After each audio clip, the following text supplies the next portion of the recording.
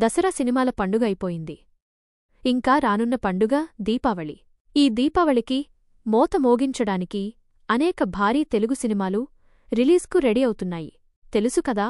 Star boy Sidhu Jonnalagadda హీరోగా peoples media factory నిర్మాణంలో రూపుదిద్దుకున్న ఈ లవ్ స్టోరీ దీపావళి కానుకగా అక్టోబర్ 17న థియేటర్స్లో రిలీజ్కు రంగసిద్ధం చేసుకుంది. ఒకేసారి ఇద్దరితో ప్రేమాయణం నడిపించే యువకుడి పాత్రలో సిద్ధు కనిపించనున్నాడు. అతనితో ప్రేమలో మునిగితేలే ఆ ఇద్దరూ రాశి ఖన్నా, కేజీఎఫ్ ఫేమ్ శ్రీనిధి శెట్టి. రీసెంట్గా సిద్ధు నటించిన జాబ్ మూవీ ఫ్లాప్ కావడంతో ఈ సినిమా మీద చాలా హోప్స్ పెట్టుకున్నాడు ఈ హీరో. మరోపక్క ఈ సినిమా హిట్టు కావడం హీరోయిన్ రాశి ఖన్నాకు కూడా చాలా అవసరం. ధమన్ మ్యూజిక్ అందించిన ఈ చిత్రానికి డిజైనర్ నీరజకోన దర్శకత్వం వహించింది. ఇప్పటికే రిలీజైన టీజర్, సాంగ్స్ ఆకట్టుకునేలానే ఉన్నాయి. కిరణ్ అబ్బవరం హీరోగా నటించిన ఈ చిత్రం దీపావళి కానుకగా ఈ నెల 17న విడుదలకు రంగం సిద్ధం చేసుకుంది.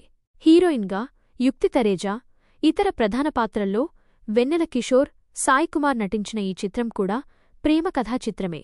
కేరళ నేపథ్యంలో సాగే ఈ లవ్ స్టోరీ టీజర్ ఆకట్టుకునేలా ఉంది. రీసెంట్గా చేసిన దిల్రుబా సినిమాతో ఫ్లాపునందుకున్న కిరణ్ అబ్బవరం ఈ సినిమాతో దీపావళికి మోత మోగించి హిట్టందుకుంటాడేమో చూడాలి. Baahubali the epic. Indian cine industry గతిమార్చిన ఈ సినిమా తొలి భాగం విడుదలై 10 సంవత్సరాలు పూర్తయిన సందర్భంగా ఇప్పుడు 2 భాగాలు కలిపి ఒకే భాగంగా ప్రేక్షకుల ముందుకు తీసుకొస్తున్నారు.